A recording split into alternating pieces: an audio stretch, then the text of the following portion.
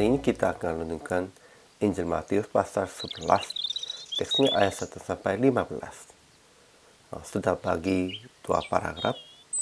Paragraf yang pertama ayat 1 sampai 6. Murid-murid Yohanes Pembaptis datang kepada Yesus dan bertanya, "Engkaukah yang akan datang itu, atau haruskah kami menantikan orang lain?" Dan Yesus jawab, "Pergilah dan katakanlah kepada Yohanes apa yang kamu dengar dan kamu lihat."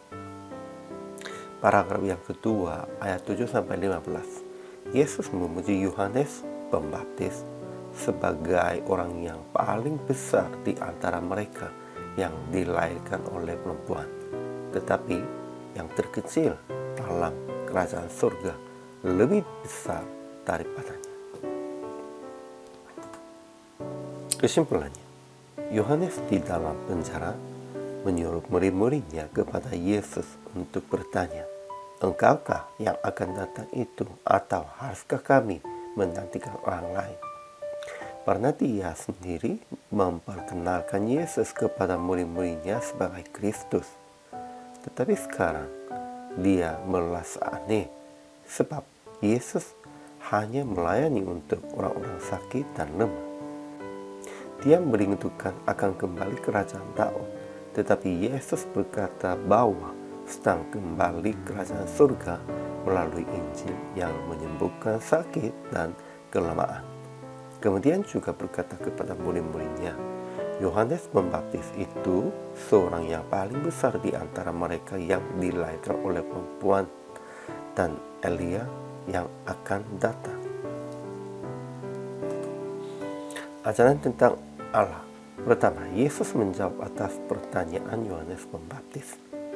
Kedua, orang buta melihat, orang lumpuh berjalan, orang kusta menjadi tahir, orang tuli mendengar, orang mati dibangkitkan, dan kepada orang miskin diberitakan kabar baik. Yesus melaksanakan semua hal demikian. Ketiga, Allah telah menyuruh utusannya. Ia telah mempersiapkan jalan Yesus di hadapannya. Dialah Yohanes Pembaptis. Ajaran tentang manusianya. Pertama, Yohanes Pembaptis menyuruh murid-muridnya bertanya kepada Yesus, "Engkaukah yang akan datang itu, atau haruskah kami menantikan orang lain?" Itu maksudnya, Yohanes Pembaptis, sekalipun dia memperkenalkan Yesus sebagai Kristus kepada murid-muridnya, namun sekarang dia melihat pelayanan Yesus dan itu tidak sesuai dengan pikirannya dia dan keinginannya dia. Dia sebenarnya menantikannya akan kembali kerajaan Daud sebagai politiknya, sehingga dia bertanya demikian itu.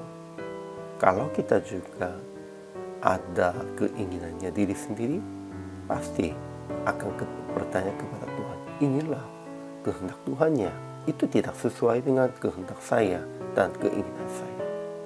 Inilah manusia. Kedua, orang buta melihat, orang lumpuh berjalan, orang kusta menjadi tahir, orang tuli mendengar, orang mati dibangkitkan, dan kepada orang miskin diberitakan kabar baik dengan pelayanan Yesus. Itu keadaannya melalui Yesus Kristus.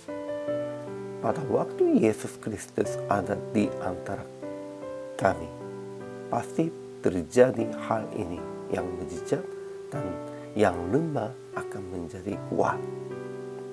Ketiga, di antara mereka yang dilahirkan oleh perempuan tidak pernah tampil seorang yang lebih besar daripada Yohanes Pembaptis, namun yang terkecil dalam kerajaan surga lebih besar daripadanya. Di dunia ini memang Yohanes Pembaptis sebagai nabi yang terakhir dan yang paling besar di antara mereka. Dia paling tahu tentang Yesus Kristus. Namun di dalam kerajaan surga, yang terkecil pun lebih tahu tentang Yesus dan lebih mengerti tentang kerajaan surga, sehingga Yesus katakan demikian itu. Jadi aplikasinya, pertama, Jangan menantikan Yesus untuk secara politik, secara ekonomi, atau yang lain. Yesus Kristus akan datang untuk menyelamatkan semua manusia. Kedua, melayani sama seperti Yesus untuk orang-orang yang lemah dan yang perlu pertolongan. Karena Yesus melayani demikian itu, kami juga harus melayani demikian itu. Ketiga, jangan meninggikan diri dengan hasil pelayanan atau dengan status tinggi di dunia. Semua anak Allah di kerajaan surga akan lebih besar daripada siapapun.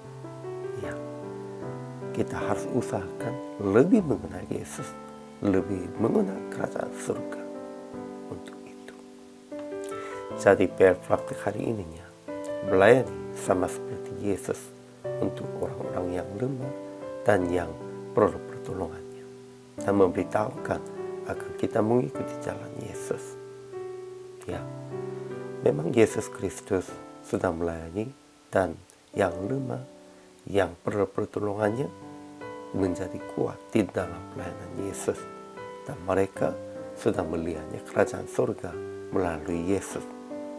Kita juga harus melayaninya seperti Yesus supaya menjelaskan tentang kerajaan surga. Hari ini juga selama melayani, Tuhan Yesus memberkati.